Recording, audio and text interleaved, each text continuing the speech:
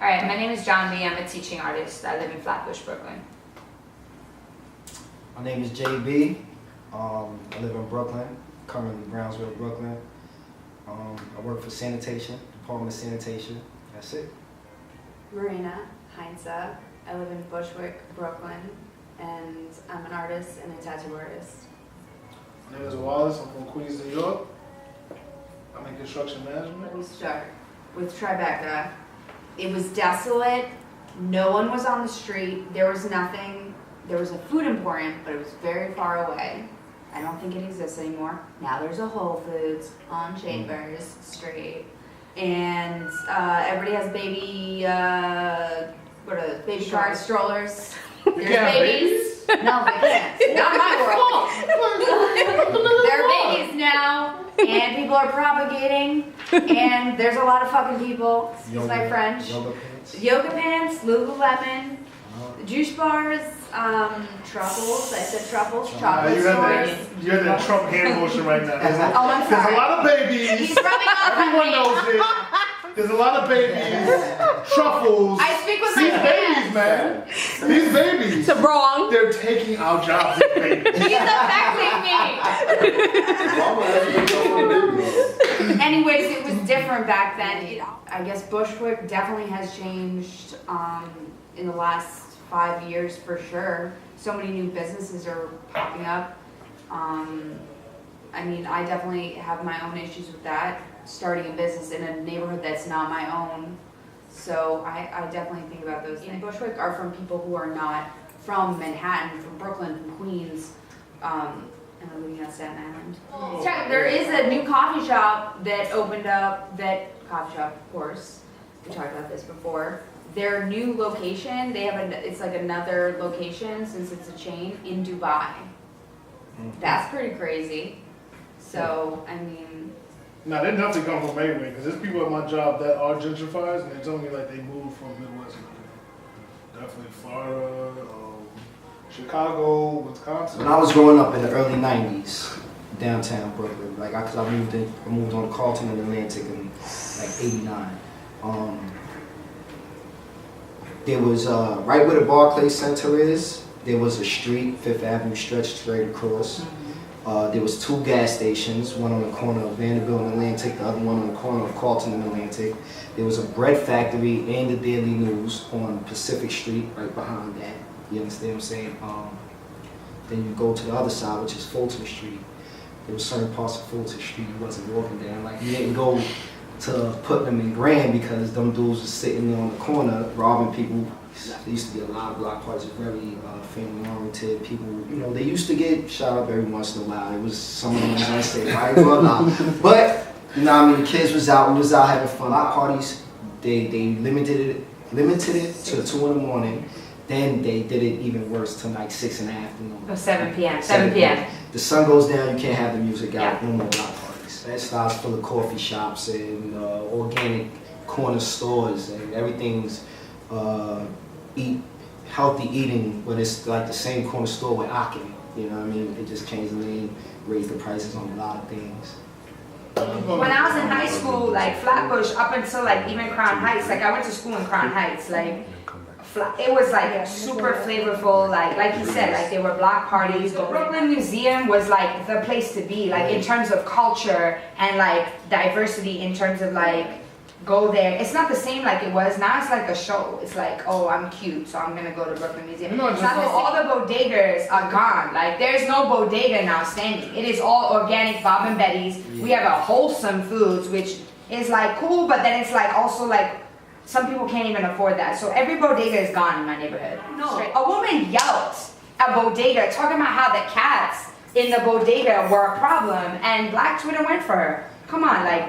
No, you know why? If you're in the hood, you know why there's a cat in the bodega. I'm in the hood and I still don't like that shit. Can you get the cat on my bread? Like, why is the cat on my bread?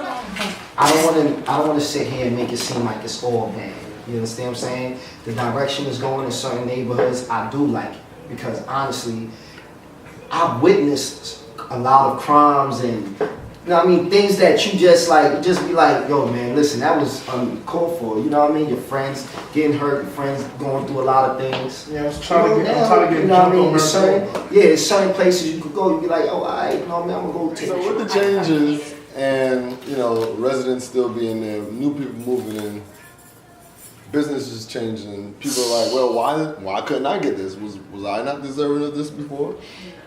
Do you feel like there's division amongst the community now? Like, are you living in neighborhoods where it's some tension or perceived tension?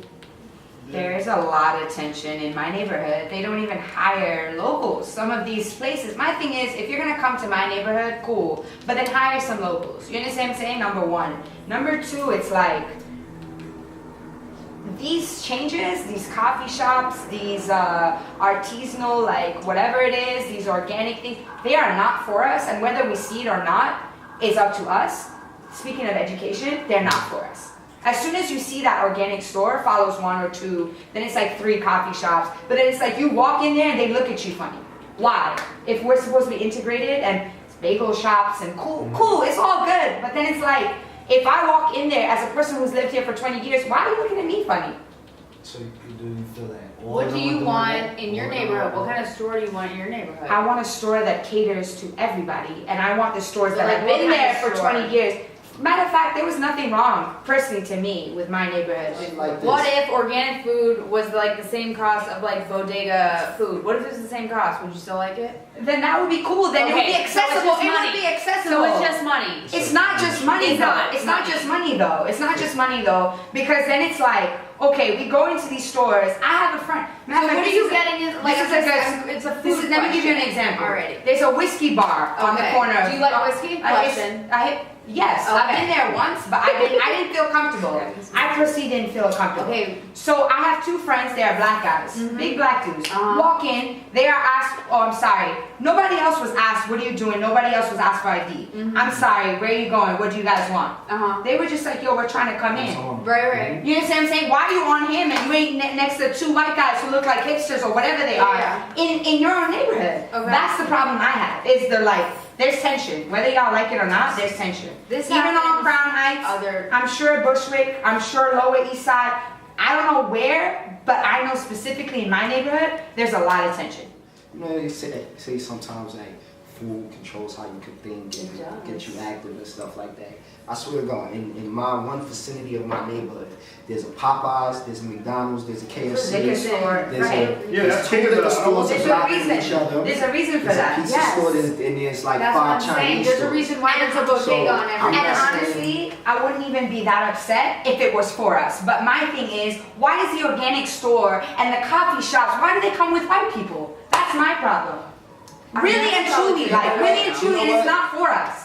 I'm not Okay, saying but I'm that saying they aren't what on would it, be but- for you? I'm actually starting to like it. Because the thing is, I'll food roast beef, doesn't have a color. Nah, No. I mean, unless it's cultural food. No. We're not Korean food. We're not talking You know about what I'm food. saying? I'm not talking about food that has a color. I'm talking about food that's actually nourishing and healthy. Yeah, And when like I come from culturally- Springfield Gardens, Queens, it's only Crown Fried Chicken, Burger King, McDonald's, Same KFC, thing going and on. then White Castle and all that shit. And sometimes you get a Jamaican restaurant here and there. But you know what? I don't want to eat that shit all the Every time. day. Yeah. I don't have any options. It's either you get That's- Little that is Caesars the and it deal. gets cold in 5 minutes, or you're gonna get the spicy ass jerk chicken you can't handle because you're not West Indian.